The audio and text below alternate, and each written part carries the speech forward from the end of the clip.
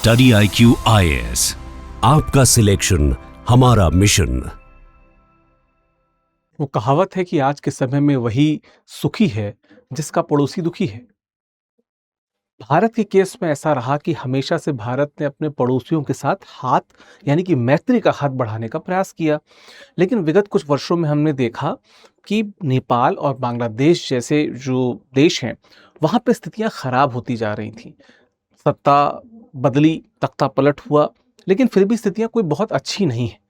लेकिन वर्तमान में अगर बात करें तो हमारा जो पड़ोसी है बांग्लादेश, वहाँ के जो पूर्व प्रधानमंत्री यानी कि शेख हसीना जी ने घोषणा की कि हम वापस से बांग्लादेश जाएंगे और एक बार फिर से जो बांग्लादेश की जनता है उससे मुखातिब होंगे, उनसे बात करेंगे।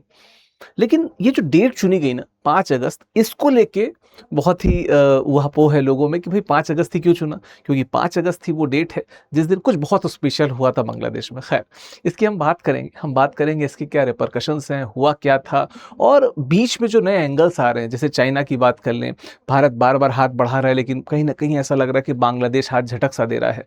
इन सब पे बात करेंगे, साथ में शेख हसीना के विषय पे भी विस्तार से बात करेंगे। तो हर परत पे हम जाने का प्रयास करेंगे, तो अंत तक इस वीडियो को ज़रूर देखिएगा।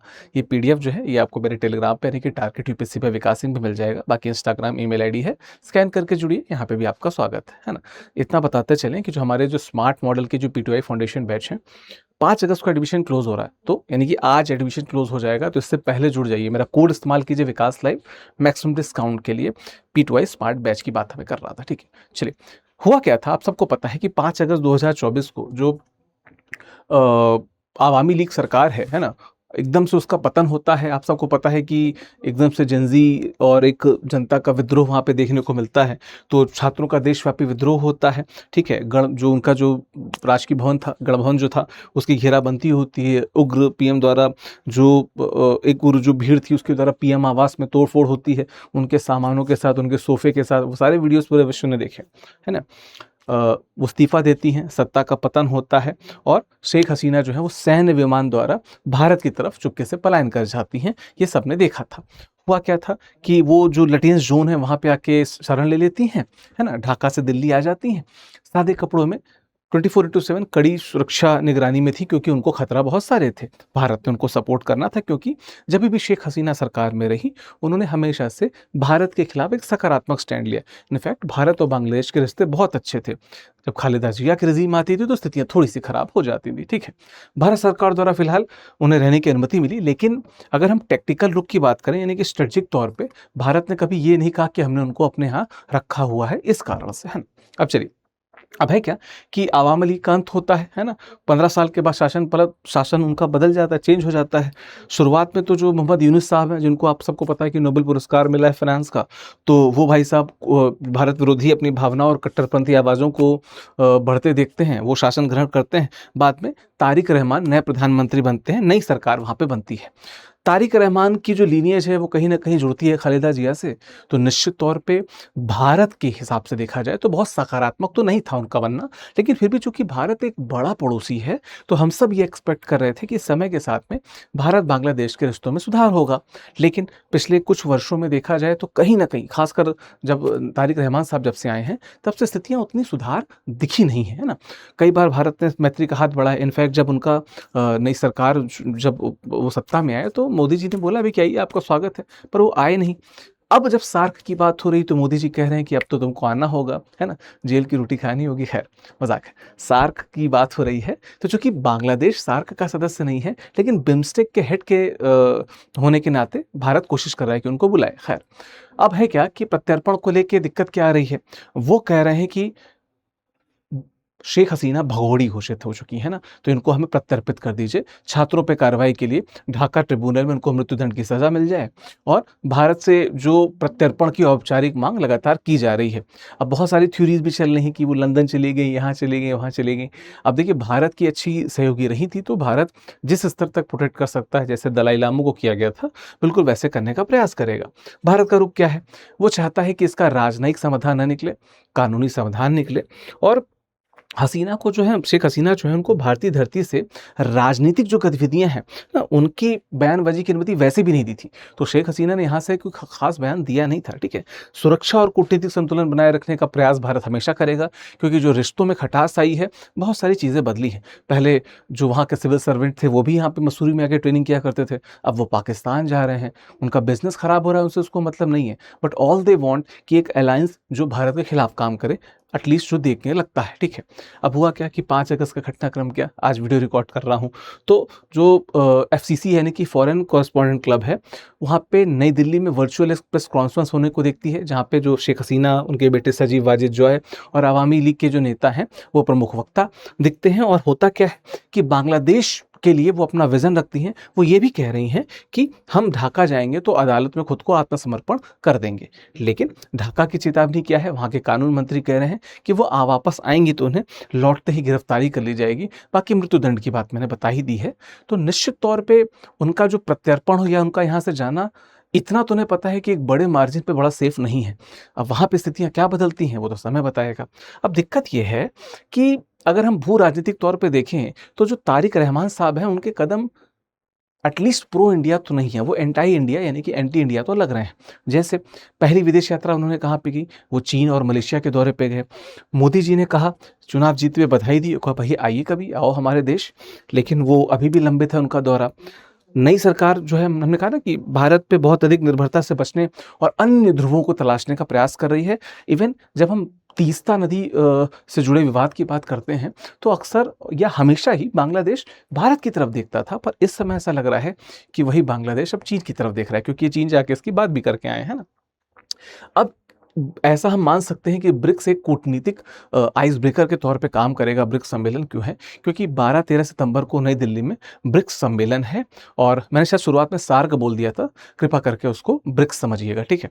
तो है क्या कि ब्रिक्स का सदस्य तो बांग्लादेश है नहीं, तो होगा क्या कि इसी यानी कि जो ब्रिक्स सम्मेलन में उन्होंने बांग्लादेश को इनवाइट किया है, क्योंकि वो बिम्स्टेक का इस समय हेड है, तो वो हेड होने के नाते आ जाए। एक कूटनीतिक रूप से एक नई शुरुआत करने का प्रयास भारत ने किया है, और कहीं ना कहीं हमारे और बांग्लादेश के बीच जो संबंध है उनको स्थिर करने का प्रयास किया गया है।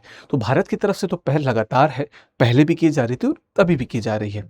अगली बात क्या है, हम गंगा जल संधि की बात करें तो हुआ क्या है कि 12 दिसंबर 1996 को ये 30 वर्षीय जो समझौता है, अब क्या हो रहा है कि इस वर्ष समाप्त हो रहा है, यानी कि जो वर्ष है 2026 का, उसमें समाप्त हो रहा है।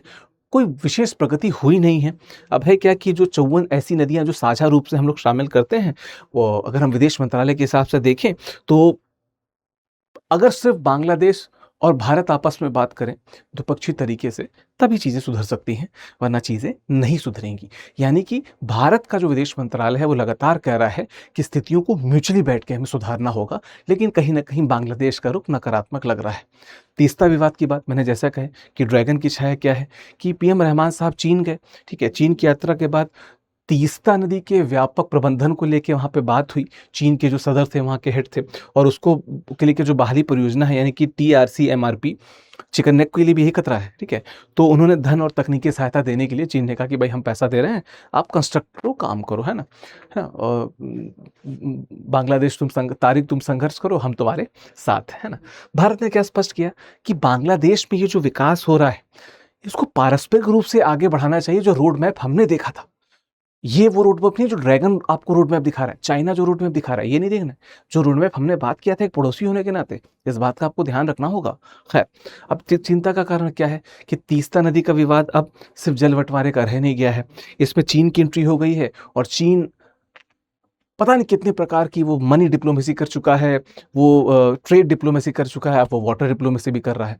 और वो हर हाल में चाहेगा कि जिस प्रकार से पाकिस्तान को, जिस प्रकार से श्रीलंका को और जिस प्रकार से नेपाल को उसने अपने कंट्रोल में किया, वो बांग्लादेश को भी अपने कंट्रोल में करने का निश्चित तौर पर क्या करेगा, प्रयास करेगा।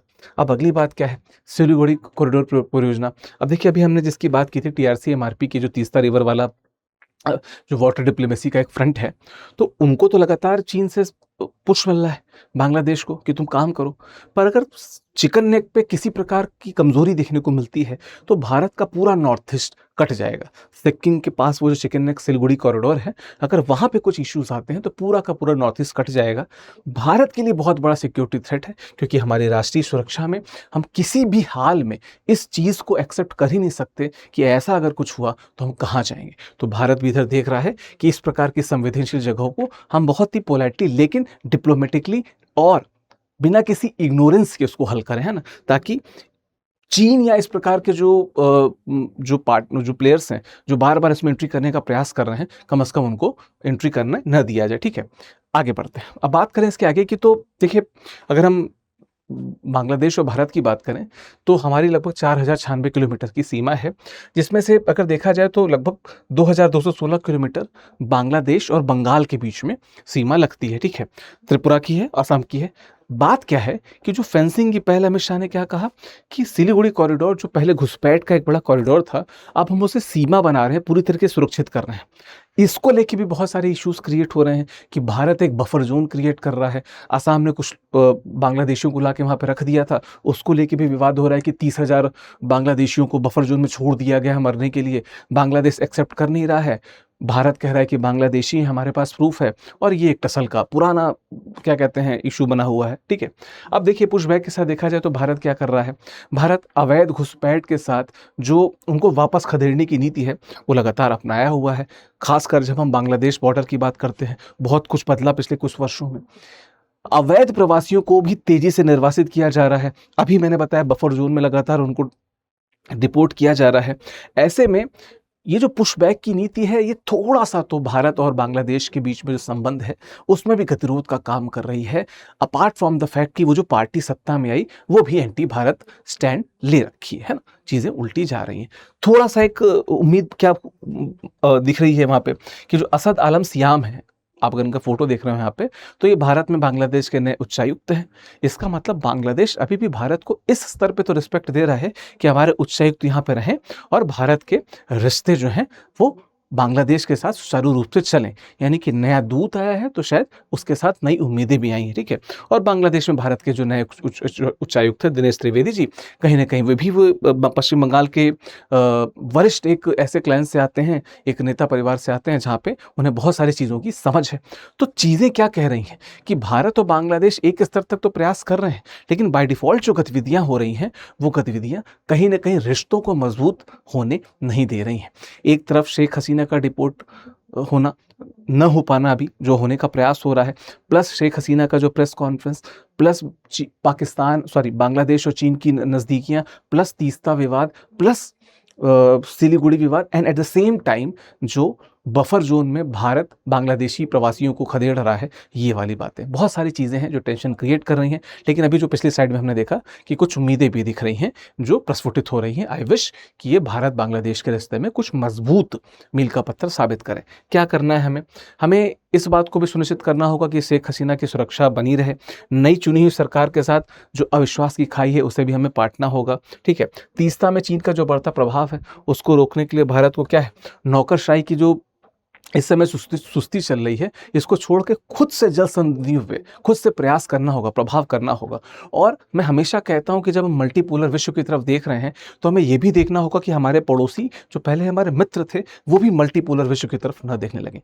चीन बैठा हुआ है इस ताक में कि कब ये छोटे छोटे कमज़ोर जो देश हैं जो भारत के मित्र हुआ करते थे, ये कब हमारे पास में आ जाए, हम इन्हें फांस लें। चलिए, इस विषय पे आपकी राय क्या है बताते जाइएगा। 5 अगस्त की डेट तो वैसे भी स्पेशल रही थी, फिर से एक बार स्पेशल हो गई, लेकिन क्या भारत और बांग्लादेश के बीच की खाई पटेगी, स्थितियाँ बेहतर होंगी, वो IAS ट्रेनी जो आया करते थे वो चीज़ें बहाल होंगी, तीस्ता बहाल होगा? इन सब पे अपने पॉइंट ज़रूर बताइएगा। बाकी हमने तो अपना पॉइंट रख दिया। ठीक है, हिंदी लिटरेचर का जो बैच है 18 अगस्त से नया शुरू हो रहा है। अगर आप इसमें जुड़ना चाहते हैं तो मेरा कोड इस्तेमाल कर सकते हैं, विकास लाइव, ये मेरा कोड है।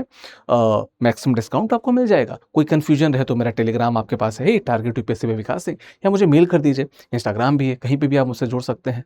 लेकिन इस विषय पे अपनी राय ज़रूर देती जाइएगा। भारत का युवा क्या सोचता है मैं ज़रूर सुनना चाहूँगा। बाकी किसी भी और डाउट के लिए आपके पास मेरे सारे सोशल मीडिया हैंडल हैं। कमेंट बॉक्स में आपकी उपस्थिति पे मैं रिप्लाई भी करूँगा। बहुत बहुत धन्यवाद, बहुत बहुत शुक्रिया।